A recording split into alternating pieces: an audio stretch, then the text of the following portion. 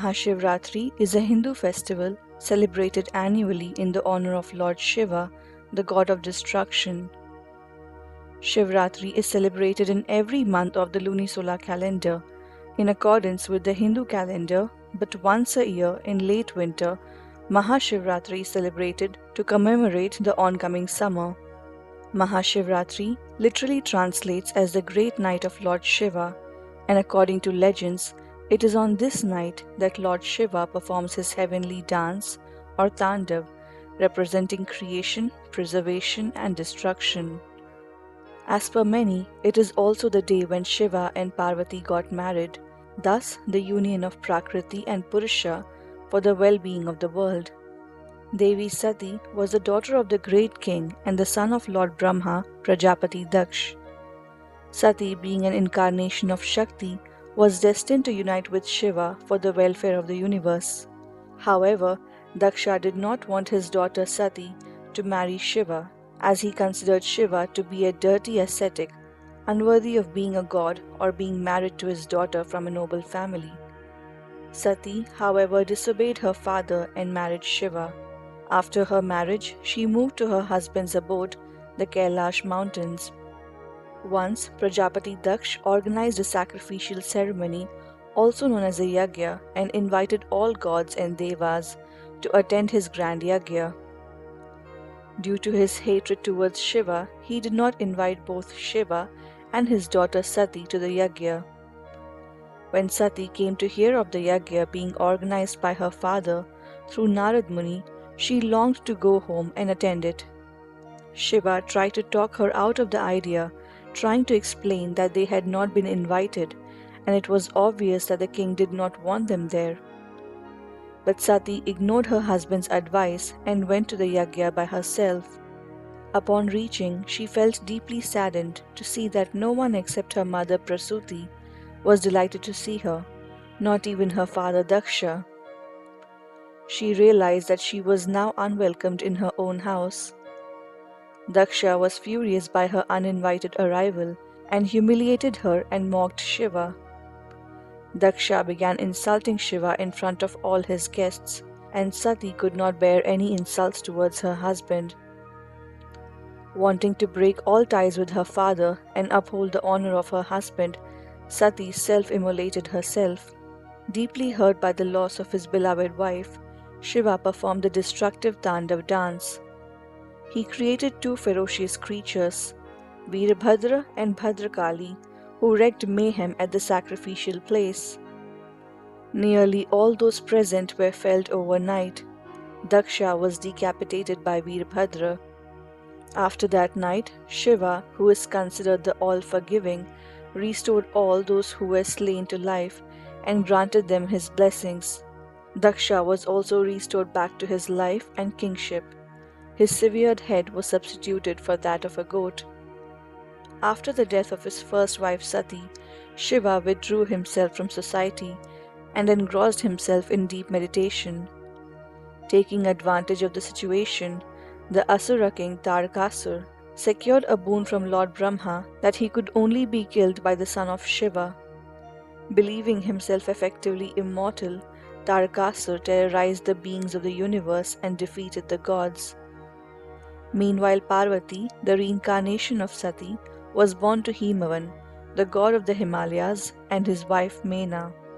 When Parvati grew up, sage Narad told her that she was born to marry Shiva, but she would have to follow the path of penance to please Shiva, as he had withdrawn himself from the worldly affairs.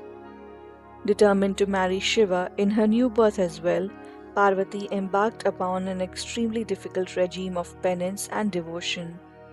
For thousands of years, she only ate fruits and flowers.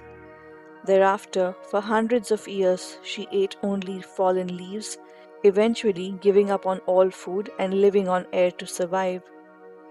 Due to thousands of years of severe penance, her body became extremely weak and fragile.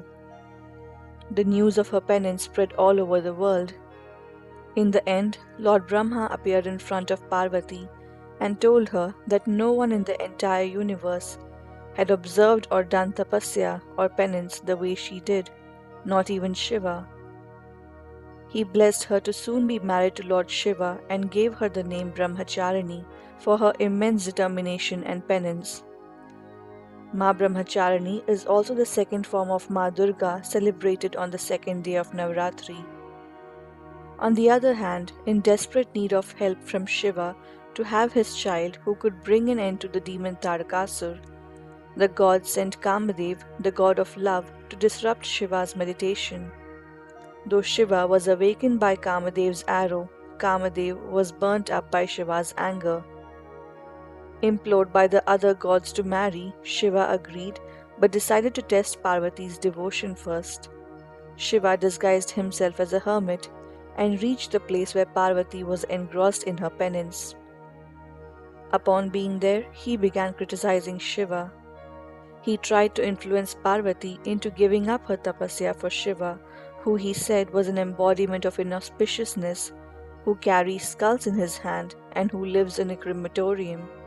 Parvati, angry by the comments of the hermit, asks him to leave her alone. Even upon many attempts at changing her mind, Parvati did not get affected.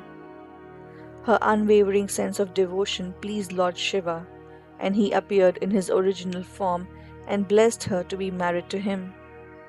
On the day of the marriage, Shiva reaches King Himavan's palace in the most terrorizing form along with the strangest marriage procession, also known as Bharat. His body was covered with snakes, smeared in ashes, and his hair was matted with unkempt locks.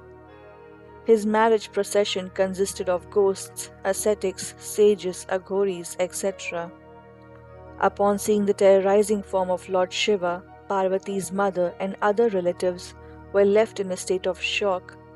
Most of them fainted out of fear and terror.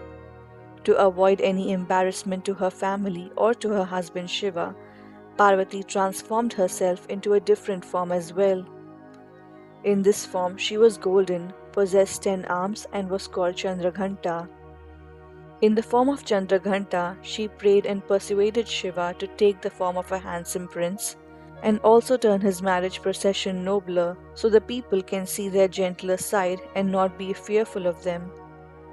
Shiva and Parvati got married in their beautiful divine forms, and the day of their marriage is celebrated as Maha Shivratri every year. Skanda Puran also narrates the story when the divine wedding of Shiva and Parvati took place in the Himalayas. All the living beings on earth headed to north towards the great white mountains to witness the grand wedding. Because of this, earth began losing her balance. So Lord Shiva asked sage Agastya to go to the south to balance the earth's equilibrium. Sage Agastya was pleased with this honor but was also saddened because he would not be able to witness the divine wedding. Perceiving the thoughts in the rishi's mind, Shiva granted him a boon that he and Parvati would appear before Agastya whenever the latter happened to think of them. Pleased with the boon, sage Agastya began his journey southwards.